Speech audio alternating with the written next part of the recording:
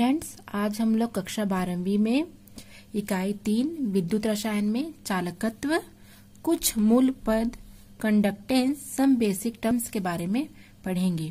ठीक है। पदार्थ को विद्युत चालन के आधार पर दो भागों में बांटा गया है, चालक और कुचालक। वैसे हमें पता है कि 3 प्रकार के होते हैं। ठीक है। विद्युत धारा या चालकता के आधार पर पदार्थों को 3 भागों में बांटा जाता है, चालक, कुचालक और अर्धचालक। ठीक है। तो चालक या सुचालक किसे कहेंगे? वे पदार्थ जिनकी चालकता अधिक होती है, ठीक है, जो विद्युत का चालन करते हैं, उसे हम चालक या सुचालक कहेंगे। जैसे धातुएं आ गई आपका सिल्वर, कॉपर, ठीक है, एल्यूमिनियम और मिश्र धातुएं आपका, ये सारे आपके चालक में आएंगे। इसे इलेक्ट्रॉनिक चालकता भी कहते हैं। इसके पश्चात आएगा कुचालक। तो कुचालक में विद्युत धारा प्रवाहित नहीं होती है, जैसे रबर, लकड़ी, कांच, ये सारे। अर्धचालक किसे कहेंगे? वे पदार्थ जिनकी चालकता चालकों एवं विद्युत रोधी के बीच होती है। अर्थात जो ठोस अवस्था में तो कुचालक होते हैं, लेकिन द्रव अवस्था में आने पर वो चालक की भांति व्यवहार करते हैं, उसे हम अर्धचालक कहते हैं। इस चैप्टर में हम केवल चालक के बारे में पढ़ेंगे। चालक किसे कहेंगे? तो चालक 2 प्रकार के होते हैं, एक धात्विक चालक और एक विद्युत अपघटनी चालक। तो धात्विक चालक किसे कहेंगे? मुख्य रूप से धातुओं से बनी होंगी, उसे हम धात्विक चालक कहेंगे। ठीक है। और ये जो धातुओं में जो विद्युत चालक होती है या विद्युत चालकता का जो गुण होता है, ठीक है, इसी को ही हम धात्विक चालक कहते हैं, क्योंकि इसमें इलेक्ट्रॉन क्या होते हैं? आसानी से गति करते हैं, आसानी से प्रवाहित होते हैं। ठीक है। और विद्युत अपघटनी चालक किसे कहेंगे? जैसे शुद्ध जल की चालकता नगण्य होती है, आपको पता होगा। ठीक है। लेकिन यदि जल में विद्युत अपघट्य अगर हम मिला लें, वो विद्युत अपघट्य प्रबल और दुर्बल कुछ भी हो सकता है, तो उसकी चालकता में वृद्धि हो जाती है। ठीक है। तो विलयन में जो आयन होते हैं, जिसे हम विद्युत अपघट्य के रूप में लेते हैं, उनके कारण जो विद्युत की चालकता में वृद्धि होती है, उसे ही हम क्या कहते हैं? विद्युत अपघटनी चालक। ठीक है। आपको एक बार और बता देती हूं कि जब हम जल में, यहाँ पर एग्जांपल से समझा देती हूं मैं आप लोग को, कि जब हम जल में बाहर से विद्युत अपघट्य मिलाते हैं। विद्युत अपघट्य 2 प्रकार के होते हैं, हमने पढ़ा है, प्रबल विद्युत अपघट्य और दुर्बल विद्युत अपघट्य। तो विद्युत अपघट्य मिलाएंगे तो वो अपने प्लस और माइनस में विभक्त होंगे, जिससे इस विलायक में उसकी चालकता बढ़ जाएगी। तो उनकी जब चालकता बढ़ जाती है तो विलयन में उपस्थित आयनों के कारण विद्युत चालकता को ही हम विद्युत अपघटनी चालक कहते हैं। और इस चैप्टर में हम खाली विद्युत अपघटनी चालकता के बारे में ही पढ़ेंगे, जो कि 2 प्रकार के होते हैं, प्रबल और दुर्बल। प्रबल और दुर्बल के बारे में मैंने इससे पहले की वीडियो में आपको बता रखा है। ठीक है। जो तुरंत ही अपने आयनों में विभक्त हो जाते हैं वो प्रबल होते हैं, और वो जो तुरंत अपने धन और ऋण आयनों में विभक्त नहीं होते वो दुर्बल विद्युत अपघट्य होते हैं, अर्थात विद्युत के दुर्बल सुचालक होते हैं। तो अब इसके बाद हम चालकता को प्रभावित करने वाले कुछ कारकों के बारे में पढ़ेंगे। ठीक है। विद्युत अपघट्य विलयनों की चालकता या चालकत्व, उसमें कौन कौन सी चालकता के गुण या चालकत्व पाए जाते हैं।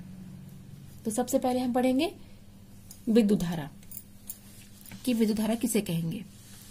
तो अपने फिजिक्स में ये सारा चीजें पढ़ना है आपको। ठीक है। तो आपको क्या हो जाएगा, इससे और अधिक क्लियर हो जाएगा। फिजिक्स में ज्यादा डिटेल है इसका। किसी चालक में से प्रवाहित होने वाले आवेश के प्रवाह की दर को हम विद्युत धारा कहते हैं। ठीक है। जैसे कोई सुचालक है, उसमें से आवेश प्रवाहित होगा। एक्चुअल में चालक विद्युत धारा प्रवाहित नहीं होती है, आवेशों का प्रवाह होता है। ठीक है। लेकिन हम बोलचाल में उसको विद्युत धारा प्रवाहित हो रही बोलते हैं, लेकिन आवेशों का प्रवाह होता है, विद्युत धारा का प्रवाह नहीं होता है। तो किसी भी चालक में से आवेश के जो प्रवाह की दर को ही हम विद्युत धारा कहते हैं। ठीक है।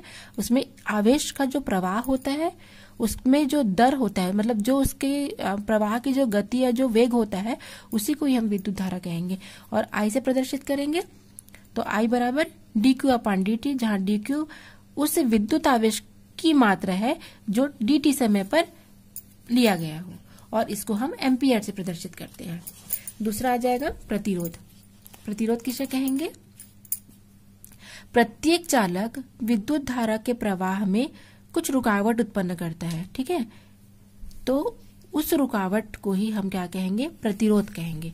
और चालक का जो प्रतिरोध है और उसमें प्रवाहित होने वाली जो विद्युत धारा है, ठीक है, उसके मध्य के जो संबंध है उसको हम ओम के नियम के द्वारा व्यक्त कर सकते हैं। तो चलिए ओम का नियम हम देख लेते हैं।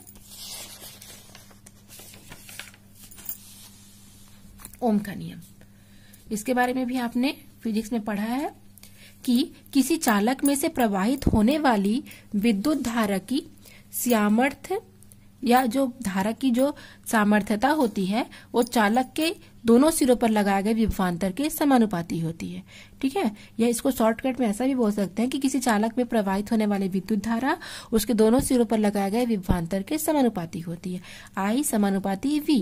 और इस चिन्ह को हटाएंगे तो स्थिरांक लगेगा, वो होगा R। R यहाँ पर प्रतिरोधक का क्या है, चिन्ह है, जिसे हम क्या कहेंगे, चालक का प्रतिरोध कहेंगे, ठीक है। और इसको ओम से प्रदर्शित किया जाता है।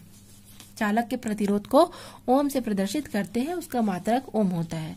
उसके बाद हम पढ़ेंगे बच्चों विशिष्ट प्रतिरोध या प्रतिरोधकता, ठीक है। विशिष्ट प्रतिरोध या हम प्रतिरोधकता पढ़ेंगे। तो किसी चालक का जो प्रतिरोध होता है R और उसकी लंबाई के समानुपाती एवं उसके अनुप्रस्थ काट के अनुप्रच्छेद या अनुप्रस्थ काट के क्षेत्रफल के व्युत्क्रमानुपाती होती है, ठीक है। तो इसे हम क्या कर सकते हैं, इस प्रकार से लिख सकते हैं, L/A है ये, ठीक है, कि कोई चालक का जो प्रतिरोध है R, किसी चालक का प्रतिरोध है R, तो चालक का प्रतिरोध R उसकी लंबाई के समानुपाती होगी, अर्थात R समानुपाती L होगा। फर्स्ट इक्वेशन अगर देखेंगे तो, ठीक है, क्योंकि चालक का प्रतिरोध उसकी लंबाई के समानुपाती होगा और उसके अनुप्रस्थ काट के क्षेत्रफल के व्युत्क्रमानुपाती होगा। अब ये दोनों पक्ष बराबर आप देख रहे हैं, तो क्या हो जाएगा, R समानुपाती, ये इधर चला जाएगा तो L/A हो जाएगा, ठीक है। अगर हम ये समानुपाती चिन्ह हटाएंगे तो एक स्थिरांक लगेगा जो कि रो है, ठीक है, और रो है। और हमने अभी देखा है, आपने देखा है कि ए को हम क्या कहते हैं, ये रो को चिन्ह को अगर हम इधर करेंगे, ठीक है, इधर पक्षांतर कर देंगे तो रो बराबर क्या हो जाएगा, ये R इधर चले जाएगा इधर, तो R/L हो जाएगा ये, ठीक है। पहले तो ये देखेंगे R समानुपाती L और व्युत्क्रमानुपाती 1/A, तो क्या हो जाएगा, R व्युत्क्रमानुपाती L/A हो जाएगा। चिन्ह को हटाएंगे तो रो लगेगा, इधर पक्षांतर करेंगे तो R/L होगा, जहां पर रो क्या है, एक समानुपाती स्थिरांक है, ठीक है, जो चालक की प्रकृति पर निर्भर करता है और इसे ही हम चालक की प्रतिरोधकता कहते हैं। अब इसकी इकाई देख लेते हैं, प्रतिरोधकता की इकाई क्या होती है। तो प्रतिरोधकता की इकाई होती है R/L। तो ओम, R का प्रतिरोध का ओम सेंटीमीटर स्क्वायर अपॉन L का लंबाई का सेंटीमीटर होता है। यहां से कट गया ये, तो क्या बचा, ओम सेंटीमीटर या ओम मीटर, ठीक है। अब हम पढ़ेंगे चालकत्व। किसी चालक का चालकत्व यह दर्शाता है कि कितनी आसानी से विद्युत धारा उस चालक में प्रवाहित होती है, ठीक है। जब कोई चालक है वो आसानी से विद्युत धारा में प्रवाहित होती है तो उसे हम क्या कहते हैं, चालकत्व कहते हैं। और चालकत्व का मान चालक के प्रतिरोध के व्युत्क्रम के बराबर होता है, ठीक है। तो उस हिसाब से C बराबर 1/R हो जाएगा और इसकी इकाई होगी ओम -1 या मो या सीमेंस हो जाएगा SI पद्धति में। तो ये हो जाएगी आपका चालकत्व, कि कोई भी चालक है, ठीक है, उसका चालकत्व हम किसे कहेंगे कि वह कितनी आसानी से विद्युत धारा में, मतलब चालक में से विद्युत धारा प्रवाहित हो रही है। जब कोई सुचालक है उसमें से विद्युत धारा प्रवाहित होने की, तो अगर उसमें से बहुत आसानी से प्रवाहित होगी तो उसे हम क्या कहेंगे, उसकी चालकत्व कहेंगे, ठीक है। अब हम पढ़ेंगे विशिष्ट चालकत्व। तो किसी चालक के विशिष्ट प्रतिरोध के व्युत्क्रम को उसकी विशिष्ट चालकता कहते हैं।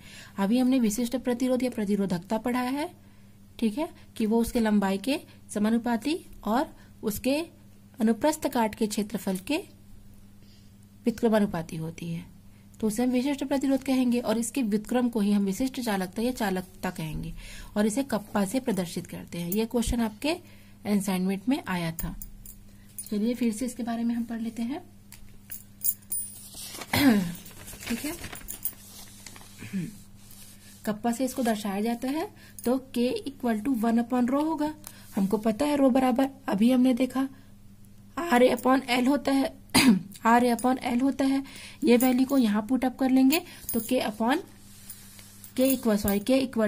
L/RA हो जाएगा, जहाँ R चालक का प्रतिरोध, A अनुप्रस्थ काट का क्षेत्रफल और L लंबाई को प्रदर्शित करता है।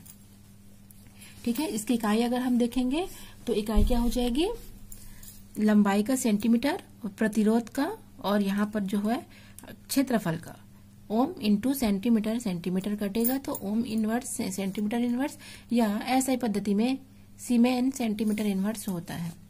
उसके पश्चात हम तुल्यांकी चालकता पढ़ेंगे। ठीक है, तुल्यांकी चालकता एक इम्पॉर्टेंट टॉपिक है, एग्जाम में आते हैं क्वेश्चन इसके। तो चलिए तुल्यांकी चालकता को हम पढ़ लेते हैं। पहले परिभाषा देखेंगे कि किसी विलयन की तुल्यांकी चालकता उन समस्त आयनों की चालकता होती है जो 1 ग्राम तुल्यांक विद्युत अपघट्य को VmL में विलय करने से उत्पन्न होती है। ठीक है, ये क्वेश्चन इसमें से एग्जाम में आते हैं। तुल्यांकी चालकता या मोलर चालकता दोनों बहुत ही इंपॉर्टेंट है। इसके बाद हम मोलर चालकता पढ़ेंगे। एक बार और परिभाषा देखते हैं। किसी विलयन की तुल्यांकी चालकता उन समस्त आयनों की चालकता होती है जो 1 ग्राम तुल्यांक विद्युत अपघट्य को VmL में विलय करने से उत्पन्न होती है। इसको लैम्डा से प्रदर्शित किया जाता है। ठीक है, इस प्रकार से इसको लैम्डा से प्रदर्शित किया जाता है। समझ लेते हैं। यहाँ पर एक पात्र में हम जल लेंगे। इस जल में विलायक है और इसमें विलेय भी है। मान के चलिए इसमें हम विलेय NaCl मिलाएं तो NaCl मिलाने पर वो Na+ और Cl- आयन में विभक्त हो जाएगा। तो जब हम विलेय को विलायक में मिलाएंगे तो विलेय को विलायक में मिलाने पर, ठीक है, ये आयनों में विभक्त हो जाता है। तो इनकी आयनों की जो चालकता होती है उसे ही हम तुल्यांकी चालकता कहते हैं। अर्थात उसकी जो आयनों की जो मात्रा होगी, कितने वो आयन घुले हैं उस विलायक में। ठीक है, तो विलायक में जो विलेय घोले गए हैं और वो अपने आयनों में विभक्त हो रहे हैं तो उनके आयनों की ही चालकता को, ठीक है, वो अपने आयने में टूट रहे हैं तो आयनों में टूटने पर उनकी जो चालकता होगी उसे ही हम तुल्यांकी चालकता कहेंगे और इसको हम लैम्डा से प्रदर्शित करते हैं। तुल्यांकी चालकता विशिष्ट चालकता और आयतन के गुणनफल के बराबर होती है। ठीक है, विशिष्ट चालकता कप्पा और आयतन के बराबर होती है।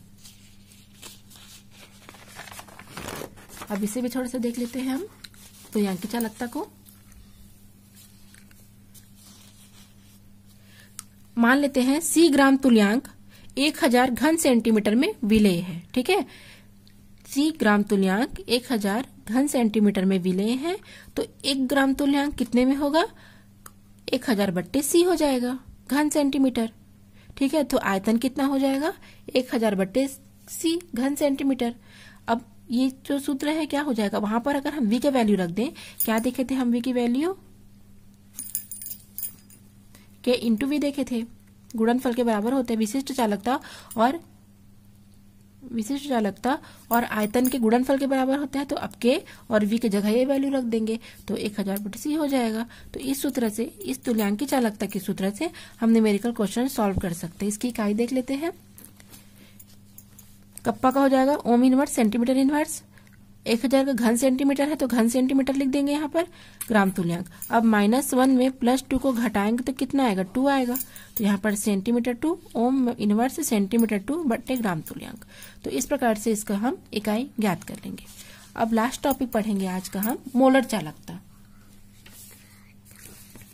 ठीक है, ये भी क्वेश्चन आपके असाइनमेंट में पूछा गया था कि मोलर चालकता किसे कहेंगे। तो मोलर चालकता के बारे में पढ़ते हैं। विद्युत अपघट्य विलयन के उस आयतन की चालकता जिसमें विद्युत अपघट्य का 1 मोल उपस्थित हो उसे हम मोलर चालकता कहते हैं। जैसे यहाँ पर, ठीक है, एक पात्र लिए हैं, इस पात्र में हम NaCl डाले हैं, विलायक में NaCl विलेय घुला है तो NaCl का अब वो जलीय विलयन कहलाएगा। पहले वो पात्र में जल अलग था, NaCl ठोस रूप में था, लेकिन जैसे ही इसे हम इसमें क्या किया, इंटर कराए तो अब वो NaCl का जलीय विलयन हो जाएगा।